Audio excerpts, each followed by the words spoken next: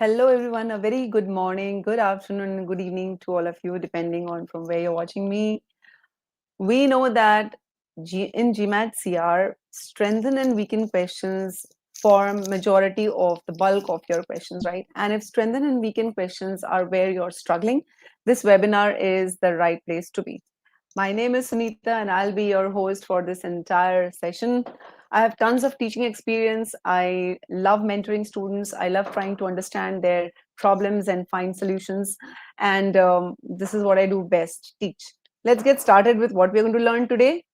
So, today, one of the most important steps in getting any GMAT CR question correct is learning how to analyze the stimulus correctly. So, that is one of the things that we are going to learn today, how to analyze the stimulus. Most prep institutes tell you analyze properly, understand the stimulus properly, but how to do it, I'm going to talk to you about that today. Second, I'm going to talk about the scope of the conclusion. Now, oftentimes you eliminate choices saying this is out of scope, but do you ever actually set the scope? All right, so we're going to talk about that today. And using this scope, I'm going to show you how to eliminate the incorrect choices. All right, even if you're not able to pre-think. Through all of this, we're going to solve some very hard, strengthen, and weaken questions. And I hope you're as excited as I am to be here. So I can see a lot of you. Do call out a hello you are and let me know where you're watching it from. Okay, let's get started. So hello Teja, hello Ali. All right, let's get going with this. So here comes the first question. Without wasting any more of your time, I'm going to leave you to this. I'm going to give you 2 minutes, and I want you to attempt this question whichever way, whichever method you currently attempt it in, and then I'm going to demonstrate what should be the right way. All right, so let's get started. Let me just put this on the entire screen so that you can read better. Yes, guys, get started on this question. I'm just quickly going to mute my camera while you solve this. You have 2 minutes and your time starts now.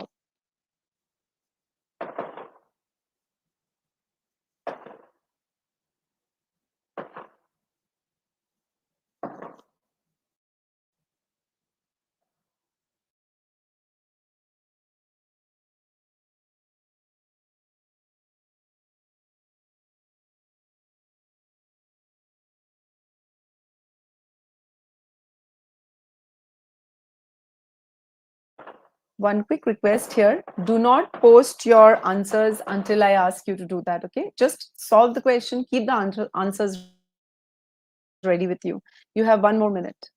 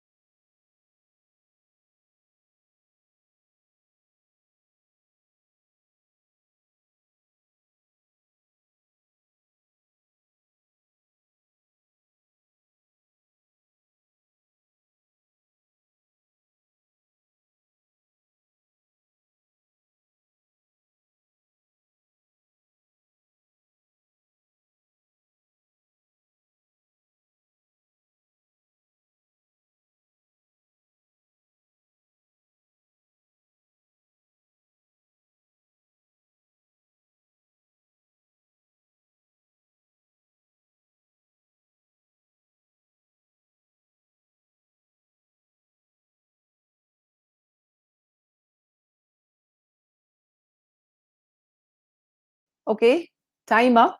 So please start posting your answers if you've already solved this question. Some of you are saying you cannot read the slide clearly. I think you'll have to change the resolution of your screen. Otherwise, it won't be visible. I've tried to kind of make the whole thing bold, so I hope this is better. But yeah, please try to change the resolution to 1080 pixels. All right, let's look at some of your answers.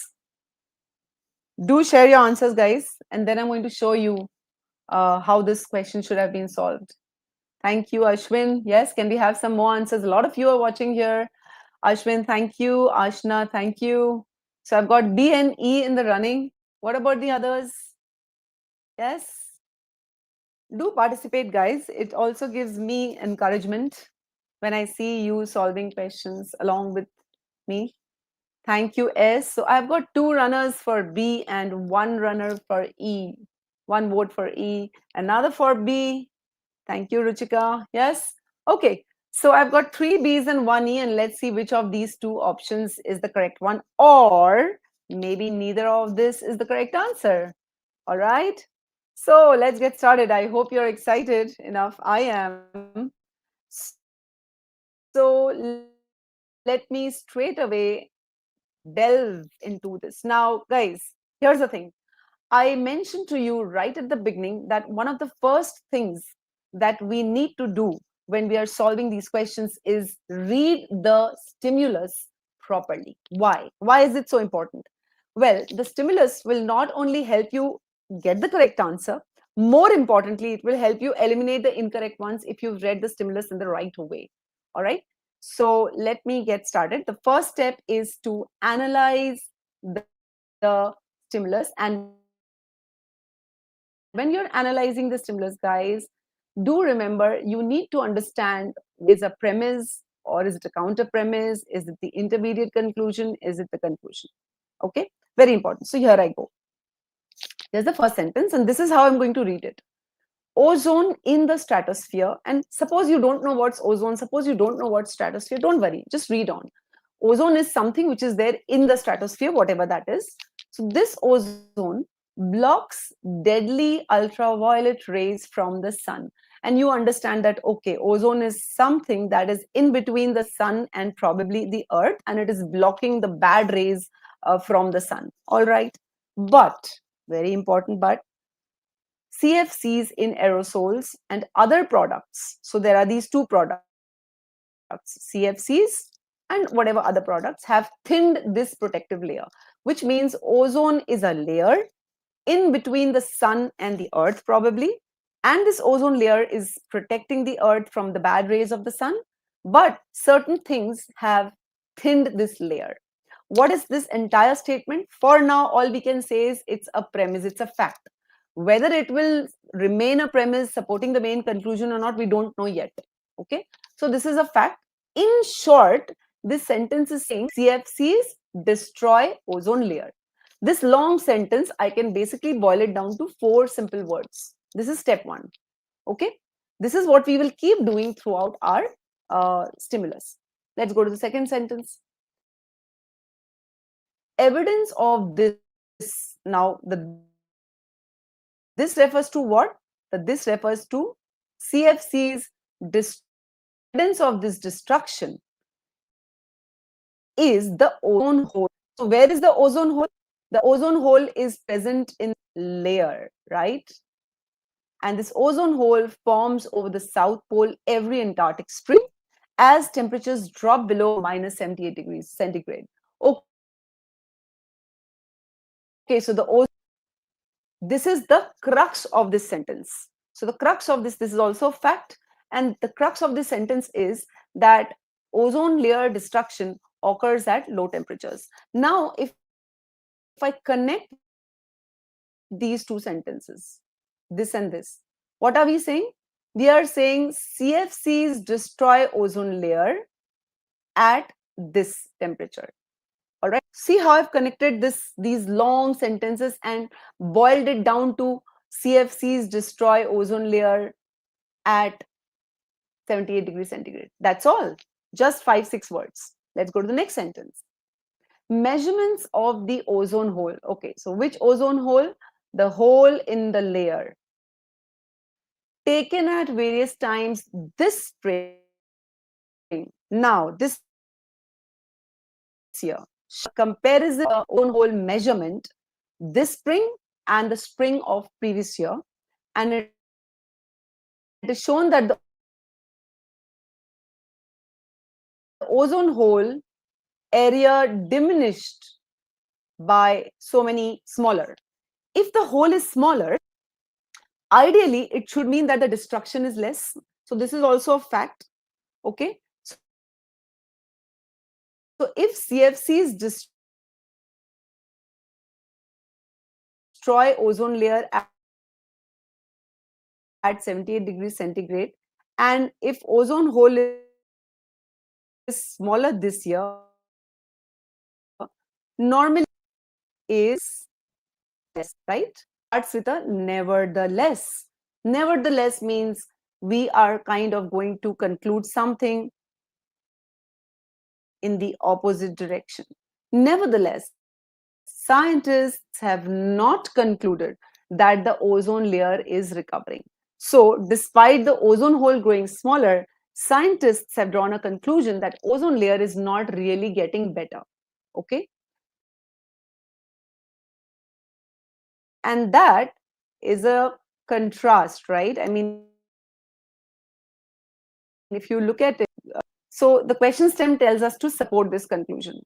So we have the first three sentences all stating facts, and the last sentence, all right, okay, it acts as a counter premise, and it's going against the rest of the sentences, which tells us that no, things are not quite what it appears. Scientists don't think that the ozone layer is recovering. So the main conclusion is scientists don't believe ozone layer is recovering or getting better, and all the rest of it is moving towards this. All right. So let's understand that premise 3, this sentence, the last one, okay, ozone hole is smaller. This is going against the main premise. All right. So this analysis, this way of deconstructing the argument is a very, very important step in trying to figure out, all right, everything. Guys, can you hear me clearly? Can you hear me clearly now? I think some of you were saying my voice is breaking. I just now saw your comments.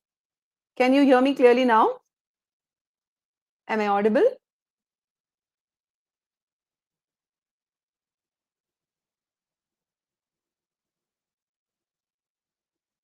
Yes, am I audible to all of you? Okay, great. All right. So let me know if all this process is clear to all of you. Is the process clear, guys? Say, just write the word clear in the chat box so that I know the process is clear.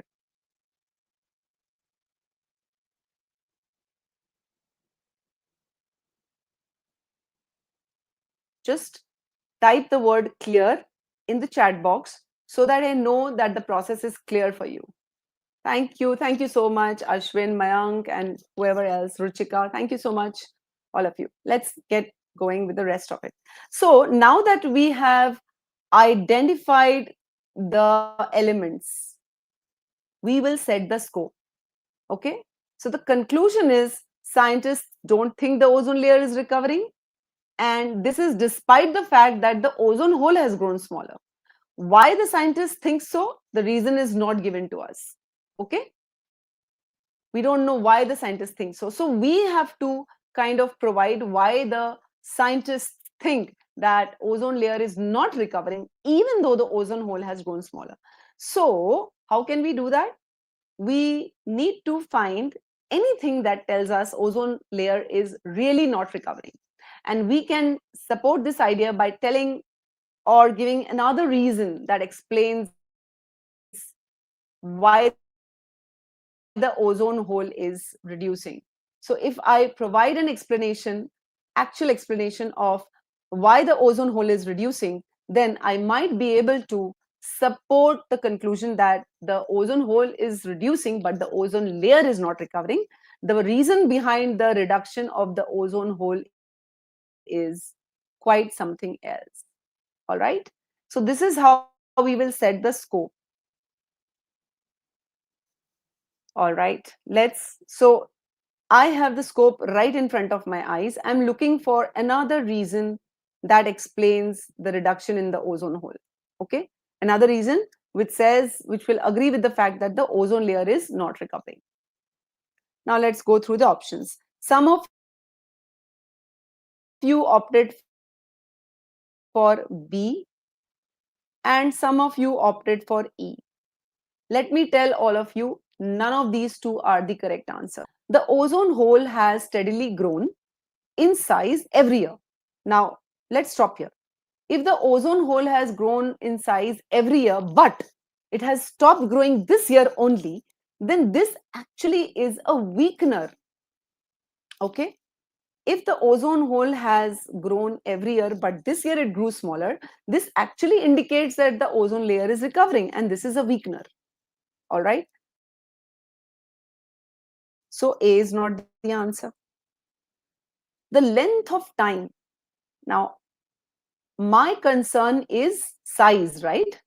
We are concerned with the size, and this is talking about the time.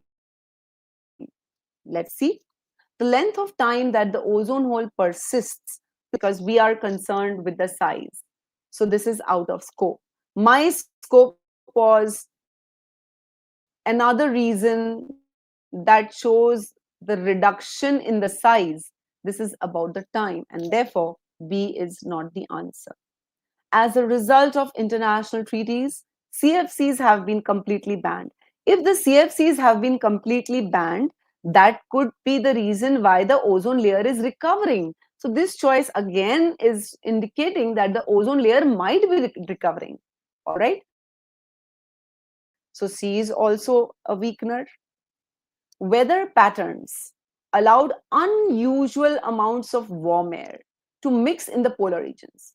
Now, we are told that ozone depletion occurs, okay, at very low temperature. If warm air mixed in the polar regions, that means this low temperature was not reached, and that could be the reason why the ozone layer was recovering. So this is a choice which is giving you another reason to explain the reduction in the hole, and that is warm air. I'm going to keep D on hold. Human made CFCs retain their ability to destroy ozone molecules for about 100 years. Oh, this is just telling us CFCs can destroy the ozone molecules. This could actually again explain that maybe the CFCs, they are still present in the air, and they have now stopped working, and therefore maybe the ozone hole is going smaller, and therefore the ozone layer is recovering. So this is also more of a weakener. Therefore the correct answer is D. Let me know if you have any queries. If you're clear with this entire explanation, please let me know by typing the word clear. None of you marked the correct answer. None of you gave me the correct answer. Most of you gave me the answer as E or B. Both E and B are weakeners. All right. As you can see that. So thank you. I think there are two Ruchikas here. All right. Ruchika Marvaha and Ruchika Jain. All right. Thank you, Ruchika S. Okay. Great. So now what did we do? Now, if you really look at all of this, what did we really do? What we did here was we made sure that when we were reading the argument, we were reading it in the right way. We were deconstructing it. We were breaking down the elements. We were identifying. Moving forward, let's identify that what is it that we are mostly doing wrong. Okay, the most common mistake that we are doing during the answer choice elimination, A stands for answer choice elimination, is that we select out of scope answer choices. And this happens because we are not following the right approach to CR questions. People spend very little time. In my private tutoring, I do a lot of one-on-one tutoring. I find that people spend the least amount of time on CR questions. As a result of that, maximum time is spent here, and you don't even get it correct. The right steps should be that your maximum time should go here, analyzing the stimulus properly, identifying what's the premise, what's the conclusion, how the conclusion has been reached, and then setting the scope of the conclusion, telling yourself what you're searching for, and then going to the answer choices and constantly managing it fits your scope or not. At GMAT Whiz, we have broken down this entire process for you. We have, spent a lot of a lot of time in just helping you teach the basics step by step, and this is the most important thing which a lot of students ignore. I'm going to share with you, two links which you can use to take a quick good look at the free trial version of the course if you want to. And then I will also share another link with you where you can talk to our strategy experts if you have any queries, if you want to discuss things with them. So right now on the all right. And we also tell you how to define the scope for different kinds of questions. For example, just now we were talking about how to define the scope for, let's say, a strengthened question. But how to define the scope would be very different from let's say an inference question. It won't be the same. So we also discuss what are different types of questions that are there and how you can define your different scopes for it. Okay. Here comes the second question. Slightly harder than the first. Let me quickly hide this. I hope all of y'all can read um, the entire argument now. So I'm going to give you 2.5 minutes for this question. Slightly harder, so I'm expecting you to take 2.5 minutes and get started. Please don't share your answers on the screen until I ask you to do so. Go ahead.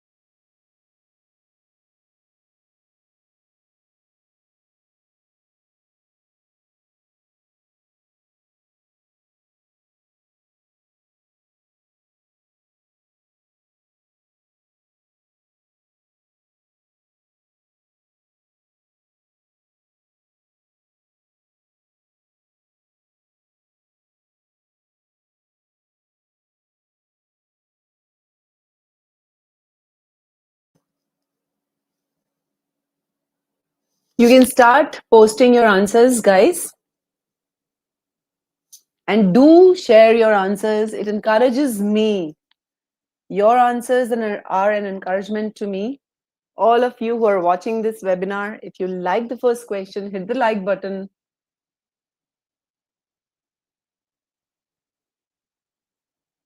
Yes, let's have some answers.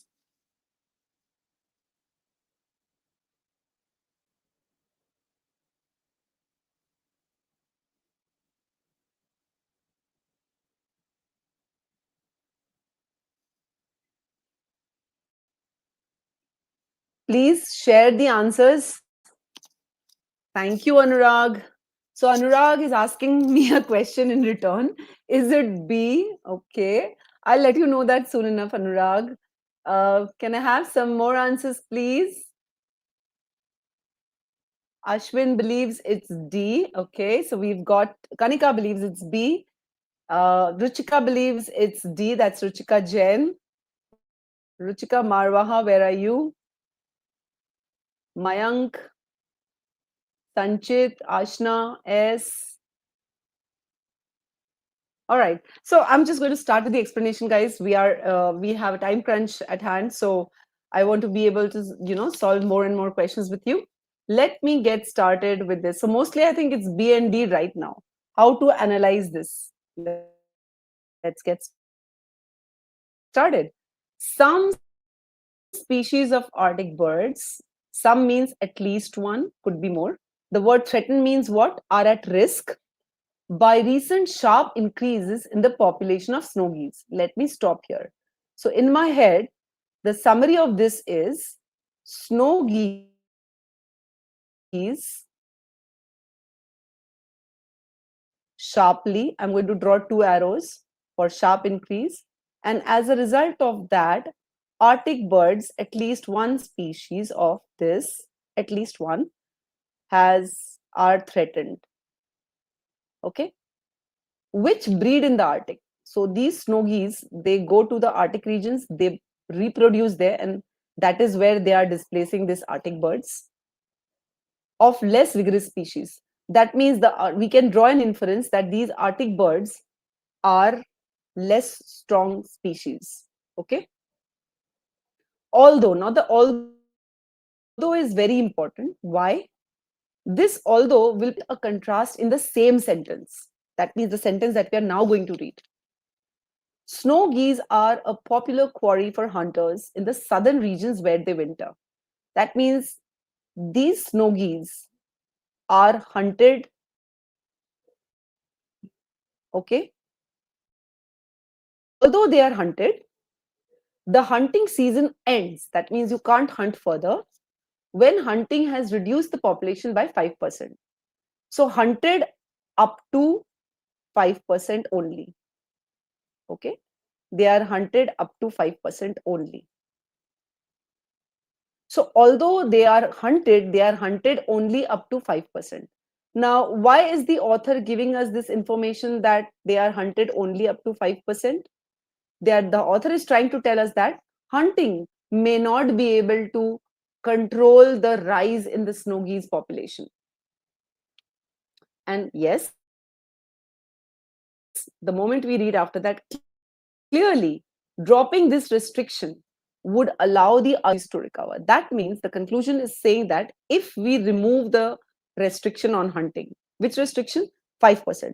So if we remove this restriction, then that will reduce the snow geese population. If the snow geese population is reduced, then other Arctic species birds will grow in numbers. So the thought process is removing the hunting limit and allowing the hunters to hunt more will reduce the snow geese population and will increase the Arctic birds. Okay. So that's our conclusion, and we have to weaken this. We need to prove that even now, how I'm setting the scope, any new information that proves that the removal of hunting limit will not help in reducing the snow geese population. I'm searching an answer along these lines, because if I can prove that snow geese population will not reduce, I can also weaken the argument. All right. So basically, a weakener would be something that would tell me that the hunters will not hunt more, even if you remove the restriction.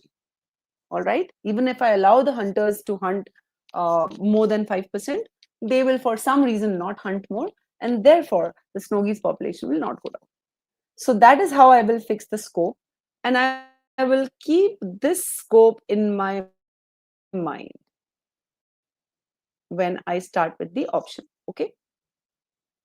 So I hope things are clear so far. Yes, guys, are things clear? Okay, I also had some C's as the correct option. Arjun, Ruchika S have chosen C. Harshvardhan has chosen D. And then I had B by Navya as well. Anjana, D. Ruchika, D, D. So D, B, B, D, D, and C. Okay, B, D, C. Three options right now. All right, let's see.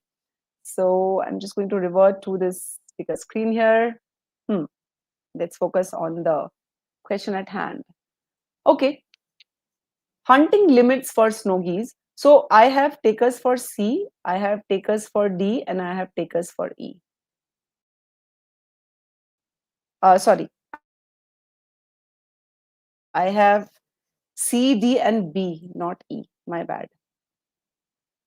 Nobody has started with the answer choice elimination. Hunting limits for snow geese, okay, were imposed many years ago in response to a decline. So hunting limit was put to stop the decline. That means now if I want a decline, then I should remove the hunting limits. So this is more of a strengthener. How? Hunting limits were put to stop decline. If I remove the hunting limit, then the decline will start. So this is actually strengthening.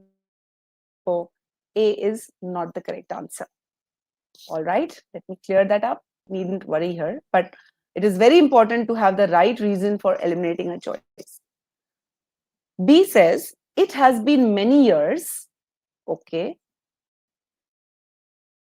So something has not happened for many years. It has been many years since something happened, means something has not happened for many years. So what has not happened for many years? The restriction, okay, led to the hunting season being closed earlier. So what this choice is saying is the hunting season has not closed for many years. Now, the passage says hunting season ends if hunting has reduced the population by 5%. If for many years the hunting season has not closed earlier, then it means the hunters are not even hunting 5%. This choice means the hunters are already not even reaching 5% hunting. So there is clearly no need to drop the restriction. This choice is saying in future, even if we drop the restrictions, they will not hunt more. So B is the correct answer. We'll hold on to that for now. Let's also check out why C and D are not the correct answer. C says the number of snow geese taken means hunted, by hunters each year has grown. Now the hunting has grown despite the 5% limit. That means if I now remove this limit, and therefore C is not the correct answer. You know why you are marking strengtheners instead of a weakener as the answer? Because you have not set the scope. You need to keep this right in front of you, telling you what you're searching for. D says, as their population has increased, snow geese have recolonized. Recolonized means started visiting again the wintering grounds that they had not used. But this choice is not telling me will they be hunted more or not. And therefore, this choice is out of scope. So D is out. In the snow goose's winter habitats, the goose faces no significant natural predation. This means that there are no natural predators, so it makes sense to actually remove the limit and let them be hunted by the hunters. Therefore, the correct answer is B. All right. So some of you did mark B as the correct answer. Good. See, when I solved this question the first time, it's not that I got it right away. All right. Rather, I was able to get this question right because I was able to eliminate the incorrect options. So I read A, I understood it was a strengthener, therefore could not be the answer. Because I had such a solid reason for eliminating A, I was able to confidently look at the rest of the options. Then I read B. When I read B, something clicked about hunting not reducing or not close hunting season not closing early. So I just kept it on hold. I wasn't sure it was the answer, but I was definitely sure that C, D, and E were not the answers because of specific reasons. One was a strengthener, another was out of scope, and the last one was also a strengthener. All right. And therefore, I was left with B, and I just marked it without re-justifying why it was the correct answer. So the solving process, when you are practicing questions, you need to set up a proper process for yourself.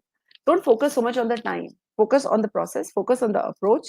Once the approach is fixed, your timing will automatically reduce. All right. So those of you who got this right for the right reason, kudos to you.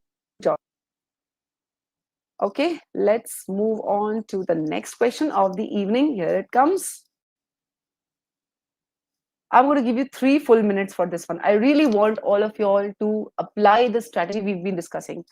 Break down the sentences in the stimulus and read. I'm going to just quickly recap the strategy for you guys. Just give me 1 minute. Break down the sentences as you read. Don't read the full sentence in one shot and then reread it again. Break it down. Number one. Number two, understand or deep dive or draw inferences behind that sentence. Ask yourself, what is it a fact? Is it somebody's opinion? Can you attack it? Can you keep it? And through all of this, when you reach the conclusion, fix the scope of the conclusion. Read the questions 10 and fix the scope. What are you searching for? Once you have what you are searching for, then you go to the options. Again, read the answer choices in the options by breaking it down into small chunks. And then every time you read an option, you ask yourself, is this falling within the scope, what I'm searching for? Okay. So, yeah, let me remove myself from the screen. And here you are. So, 3 minutes, your time starts now, guys.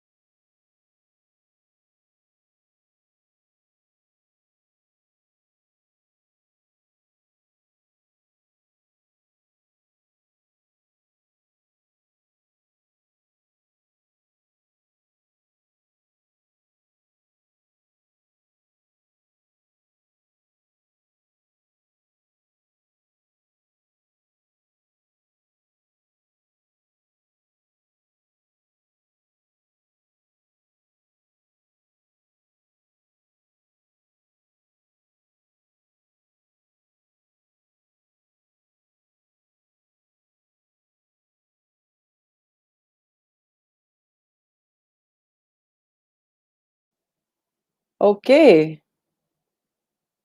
All right. Let me look at your answers. So I've got C. Shibobo, C. Rodrigo, C. Anjana, C. Navya, C. Ruchika. Everybody has marked C as the correct answer so far. Okay. Let's see if it's C or not. I'm going to draw. Ashwin also says C. Hmm. All right, guys. Let me start the discussion and let's see whether the correct answer is C or not. I'm sure all of you are. Okay. Hmm. So, first step, as usual, is analyzing the questions. Now, I'm just going to draw some diagrams here, all right? Now, this scientist is the author here about certain dogs who have a handle and they can pull this handle to release food in a nearby cage. Okay, this is the setup. So, and then it seems there are three enclosures. Okay, so we have one enclosure here. Let's say you have one enclosure which has a familiar dog. Now, this, when I say familiar dog, this dog is familiar to who? Can you answer me in the chat box, guys? This dog is familiar to who? Who is the dog familiar to? Thank you, Harshvardhan, Arjun. The dog in the enclosure is a familiar dog. Familiar to who? Kanika says B or E. Guys, answer my question. Familiar dog, familiar to who? To the scientist? The dog with the handle says Shibobo. Absolutely. So, there is a dog here. Forgive my drawing, guys. Let me also draw the tail. This dog is familiar with this dog. Okay, and this dog has a handle which it can use to push in food in the enclosure. So, similar setup. And then we have another dog here who is pulling that handle.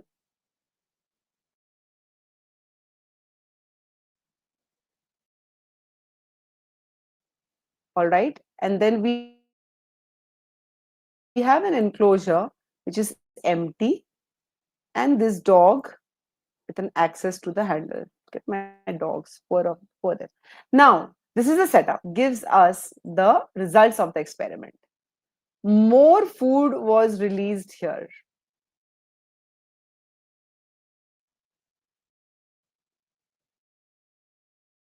Okay, compared to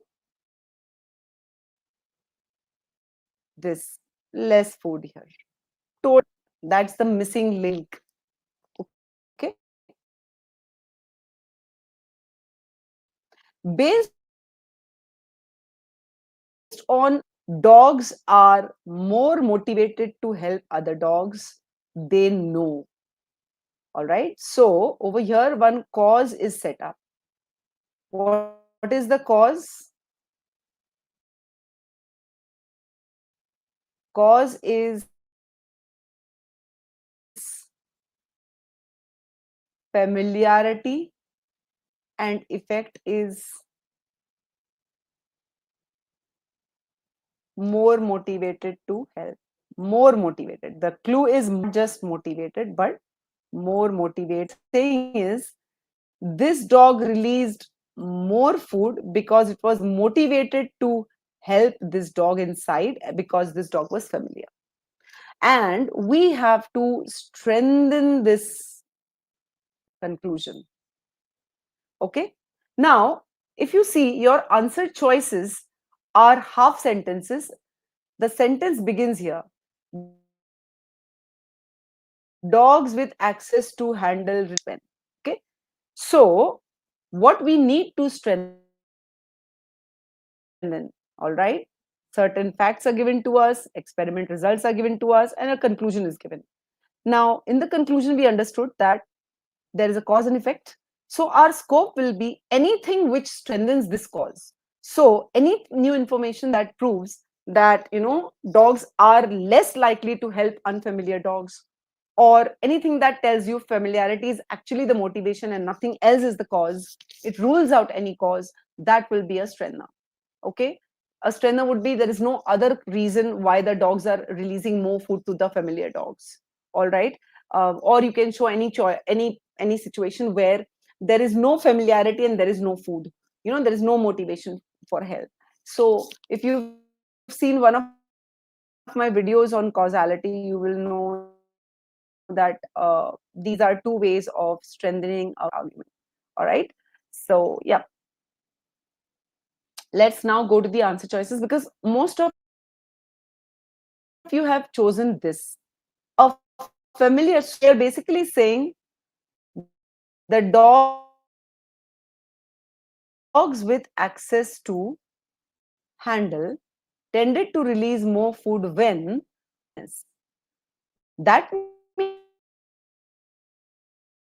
means you are saying that friendliness is okay. Now, you might argue with me that familiarity is the same as friendliness. Really? Ask yourself. You might be familiar with a lot of people in your office, at your workplace, at your home, at your surroundings, but are you friendly with all of them? This choice is actually more of a weakener. It's kind of telling you there might be an alternate reason. Instead of relying on that maybe the familiar dog was showing friendliness, that is why more food was released, and not because of just the familiarity. Okay, so C is not the answer. I'm going to just rule out C here. Let's go back to A. A says the behavior of the familiar dog was encouraged by a familiar person. Again, this is suggesting that the familiar person could be responsible instead of familiarity with the dog. So A is out. B is telling me they released more food when a familiar dog. Familiar dog over there doesn't give me anything to work on.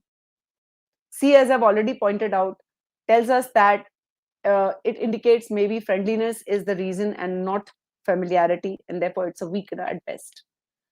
D talks about a dog. We don't even know whether this dog is a familiar dog or an unfamiliar dog. So D is out, actually. E is the correct answer. In the exam, you can just mark it without really going into it deeply if you have been able to rule out all the options. Now, how is E an answer? E says more food was released when a familiar dog was inside the enclosure than when a familiar dog was visible but the enclosure was empty. I'm just going to draw this diagram. You have an enclosure where the familiar dog is inside, and you have an enclosure which is empty, and the familiar dog is visible to the dog who has the handle. So this dog who has the handle can see the familiar dog, but it can also see that this familiar dog is outside. Okay, so the dog is thinking, this dog is thinking, need my help because it is outside. It is outside the enclosure. Okay, here the familiar dog is inside, and this dog is releasing needs my help. Okay, and that is how this is a strengthener. It's a sort of a strengthener. Okay, so E is the correct answer. I think Karthik and S got that right. Kanika was also between B and E. Arjun got it right. Harshvardhan got it right. Good job.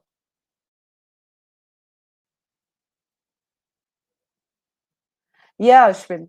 Again, when I solved this question, again, I'm just sharing this so that you'll get a perspective. When I solved this question, I marked E because I knew the others could not be the answer. So whatever was left, however strange, has to be the answer. That was the technique I practiced before I took my exam. All right. Okay, so let me bring up the next question for all of you, and I hope you enjoy the next question as much as I did. Here it is. For this question, I'm going to give you just 2 minutes. It's not a very lengthy or detailed question, so it shouldn't take you too much time to address this question. All right, get started. Your time starts now.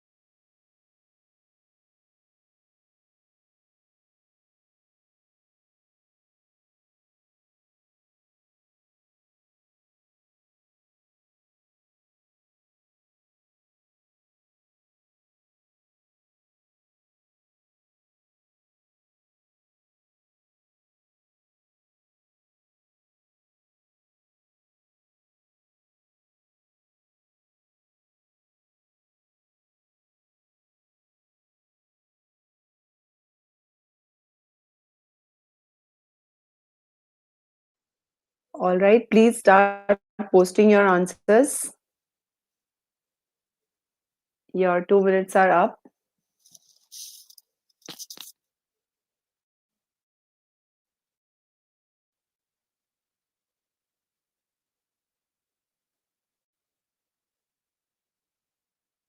Yes, can we start?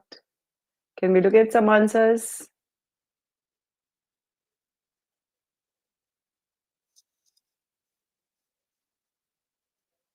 Harshvardhan says it's B. Ajay says B.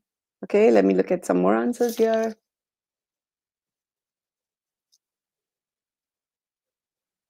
See, the crux lies in identifying the conclusion correctly, step one, and then fixing the scope. I have Shibobo saying D, Sanchit B, S D, Mayank D. So I've got it's between D and B, it seems so far. Ah, most of you have chosen either a B or a D. Ruchika says D as well. Hmm. All right. So thank you so much, guys, for sharing your answers and giving me hope to go ahead. All right. Let's get started here with the analysis of the stimulus. Step one. 6 months or so, okay, after getting a video recorder, many urgent things that you need to take note of in the stimulus is the category of people that the stimulus talks about. And sometimes the stimulus talks about one category of people, but the conclusion talks about another category of people. The answer choice talks about yet another category of persons. So just be careful. So here we're talking about early buyers. Now what does the word early buyers imply? It means when the video recorder was launched, the people who bought it when this was a new launch. Okay, so these early buyers apparently lost interest in obtaining videos to watch on it. So initially, it means when they bought the video, they were interested, but 6 months down the line, they lost interest. Why did they lose interest? Not given to us yet. The reason is not given to us yet. Let's go ahead with the next sentence. All right.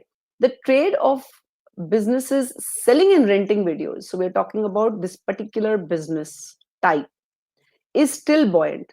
That means even though the early buyers have stopped buying videos, the business is still going fine.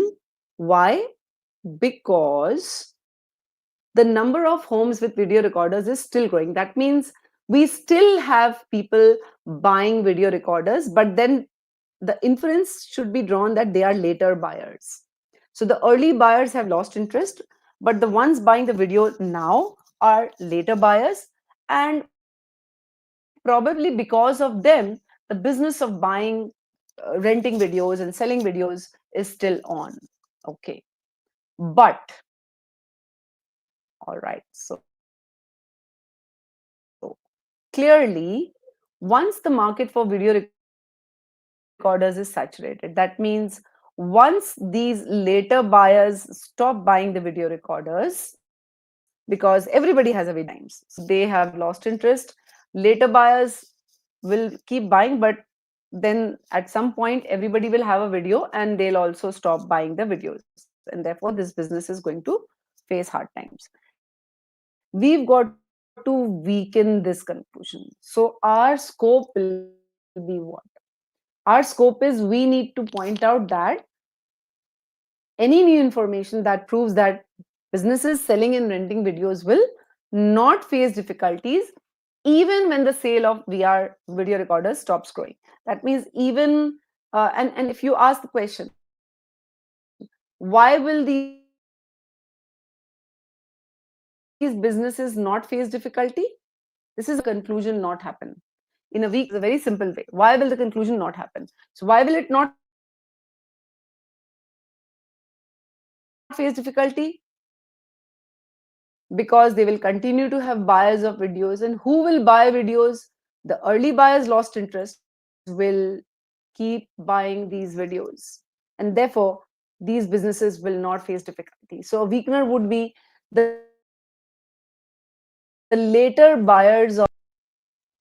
See, I want you guys to take a look at how I reached this understanding with the help of um, the given scope that I said. The scope was the businesses will not face hard times. Why will they not face hard times?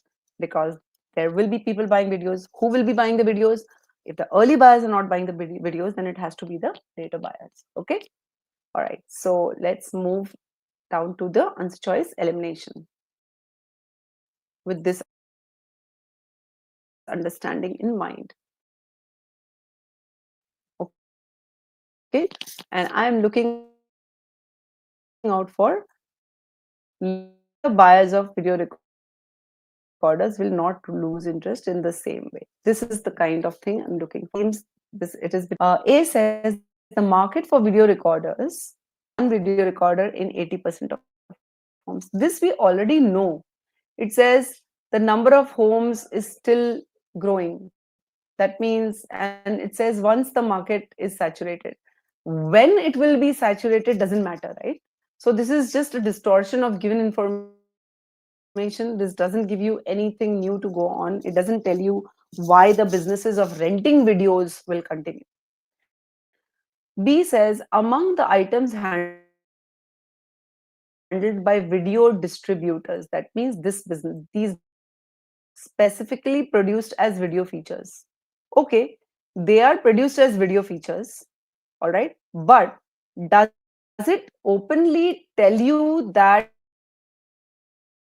the later buyers will keep buying these videos? No, because if the later buyers will keep buying these, will also lose interest in the video features. So B doesn't help us with that. It's irrelevant. The video features are irrelevant. It doesn't tell us whether the buyers are going to keep buying the videos or not. C says few of the early buyers raised any complaints. Well, we know that the early buyers lost interest. Whether they raised complaints or not doesn't again help us any. It's out of scope. D says the early buyers of a novel product are always people who are quick to acquire novelties. That means these people are quick to acquire novelties. Later buyers do. But by telling us that the early buyers are always this kind of people, it is sort of hinting that maybe the later buyers don't do the same thing. So I'm just going to keep D just in case. Okay. E says in a shrinking market, competition always intensifies. So this market is going to shrink in future. And then the marginal businesses will fail. If this is a marginal business, D strengthens the conclusion. So this is also not the answer. The correct answer is D. Now, each of you who marked D, you need to check whether you marked it for the right reason, or you need to check whether you eliminated the other choices for the right reason or not. All right. So those of you who marked D, good work. Either you chose it or you kind of eliminated the incorrect choices, whichever way. All right. I hope, again, guys, once again, I hope you're really enjoying the session. Do hit the like button if you are, or if you have any comments, any feedback to give. Let me quickly share a link with you. Those of you who find yourselves facing issues with your prep and you don't know who to turn to, you want to discuss it with somebody, you can discuss with our strategy experts. I'm just sharing a calendly.com link on the screen right now. You can set up a free call using that link with our strategy experts to discuss your scores. If your scores have plateaued, you're not moving this way or that way, you've tried everything, you've tried all methods, and still it's not working for you. Okay, all right. That brings me to the last question of the evening. This is again an interesting question here. I'm going to give you 3 minutes to solve this question because there's a lot of information there, and I want you, all of you, to really get this one right. So 3 minutes, your time starts now. And please hold on to your answers if you're ready with it. I'll tell you when to post the answers. Okay.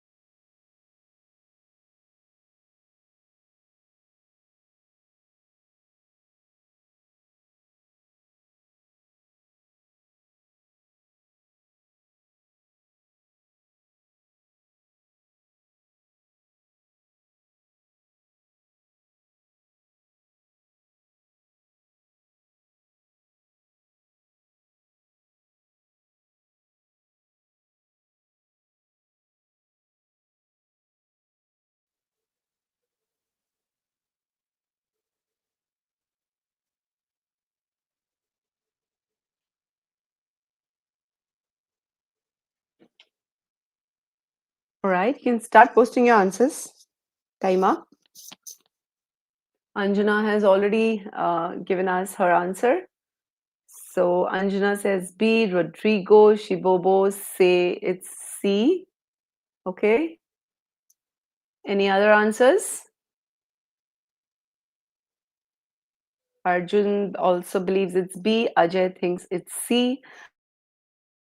So once again, it seems it's between B and C. Okay. All right. So let's get started with understanding whether it's B or C or neither of the two. So let me adjust the screen. There it goes. Okay, let's first of all analyze our stimulus.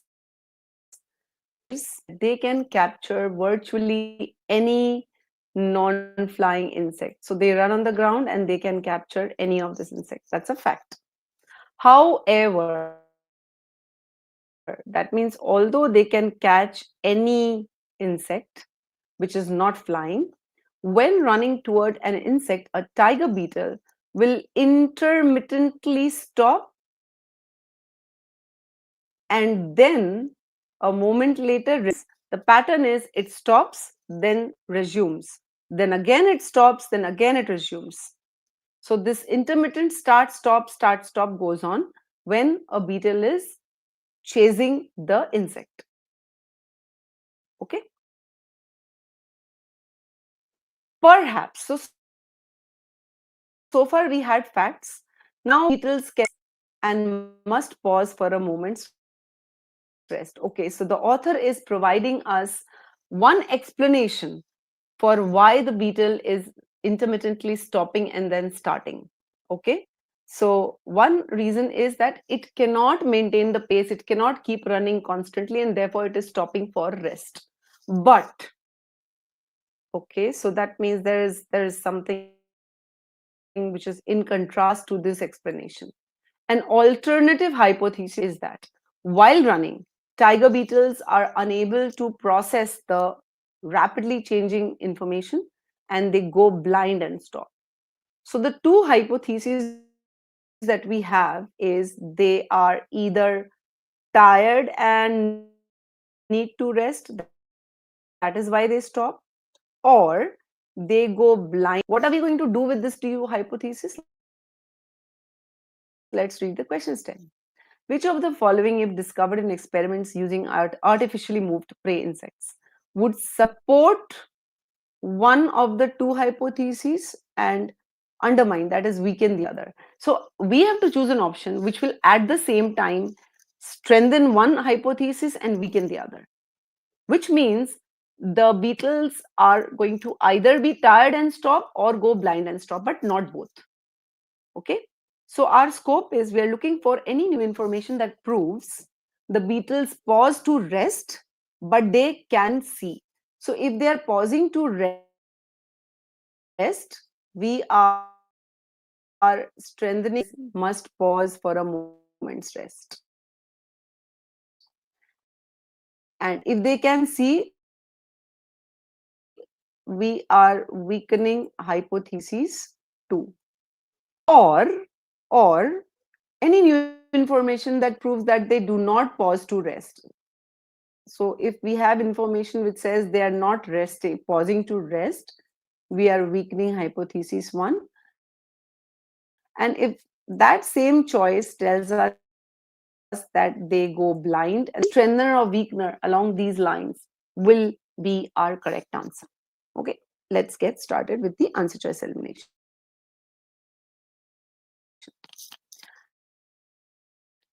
Nobody has chosen A, but I'll quickly rule it out. When a prey insect is moved toward a beetle, now we are changing the scenario. The beetle is moving towards the beetle. So the scenario is number one changed, but okay, let's still go on. The beetle stops and runs away without the intermittent stopping. So this is totally destroying the both the hypotheses. All right, and therefore it's not our answer. So let's rule this out. Now, a lot of you have chosen B. Let's see. In pursuing a swerving insect. Now, what does the word swerving mean? It means the insect is running like this, zigzag, zigzag, zigzag, zigzag. This is the insect running. So when the beetle alters its course while running. Now, if it is altering its course, it means it can see the zigzag pattern. This part implies the beetle can see.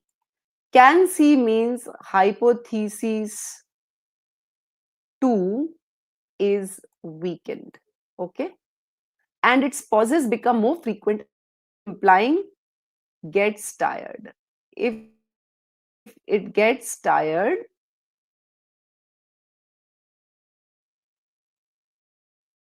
okay, then it means we are strengthening hypothesis. I want all of you all to see why it is the correct answer. If the beetle is changing the course while it is pursuing the zigzag, zigzag running insect, it means the beetle is able to see the zigzag pattern and changes its course. So if it is able to see, we are weakening hypothesis 2. And if its pauses become more frequent, imagine yourself, you are running, and as you run more, you're pausing more frequently. It means you're not able to maintain pace. Okay. And that is strengthening the first hypothesis, cannot maintain pace and must pause for rest. So B is the correct answer. Now, a lot of you all, you have also chosen C. I'll show you how C is not the answer. C says, in pursuing a moving insect, a beetle usually responds immediately to changes in the direction. So till here, it means the beetle can see. Weakening hypothesis 2, the same as we were weakening hypothesis 2 in option B. Let's read the second half. And it pauses equally frequently, whether the chase is up or down. So now, if you are running up the stairs or if you're running down the stairs, when you're running up, you get tired. Your speed is a little, slower. When you're running down, your speed is faster. But here, this beetle is able to maintain pace. If the pauses are equally frequently, that means not pausing more frequently, that means it can maintain pace. So this means if it can maintain pace, then we are also weakening hypothesis 1. So option C is weakening both the hypotheses, and that is why C is not the answer. Okay. D says if when a beetle pauses, it has not gained, the beetle ends the pursuit. It simply means the beetle is maintain getting tired or not. Let me just remove all this from here.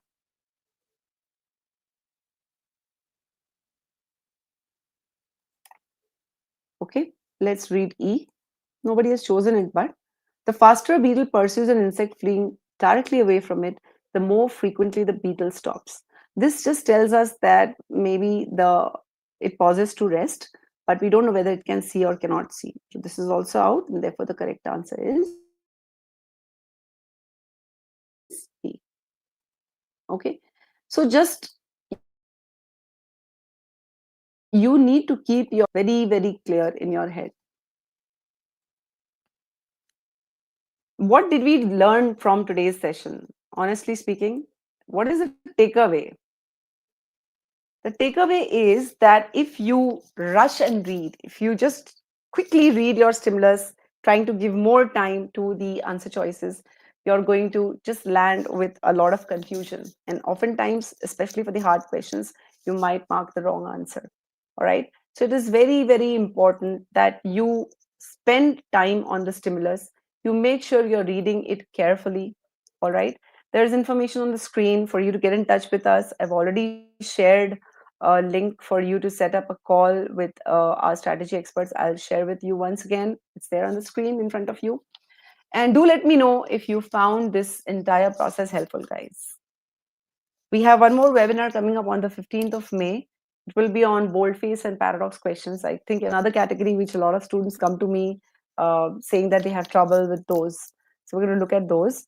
But yes, do let me know what kind of questions you'd like to see in some of our webinars that we at GMAT will keep holding. And yes, your comments would be very welcome on today's webinar. Did you enjoy the selection of questions? Did you feel that the process really helped you along the way? Uh, Ashwin says, I learned that I'm not good enough. No, that's the wrong way. That's the wrong thing to learn, Ashwin. It simply means, let me rephrase your sentence. You learn that you need to work a little more on your process, your technique. See, most of the time we focus on the time, we don't focus on the technique. But I think whenever you are learning something new, you cannot learn the technique by keeping an eye on the watch. And you're learning the technique, your entire focus should be on the technique. Fine tune it, perfect it, that will take care of the time. All right. So, with that, let me bid all of you a very, very happy Sunday coming up ahead, a very happy weekend coming ahead. And yes, I'll see you guys around sometime very, very soon. So, till then, earning and have patience with yourself.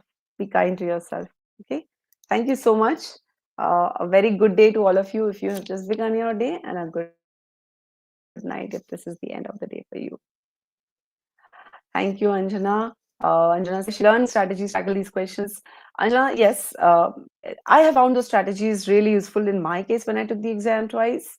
And all my private tutoring students, I mean, till date, there has never been a single student who has not improved his or her score after following these techniques. All right, you can see a lot of debriefs on YouTube of my students who have been able to get their dream scores.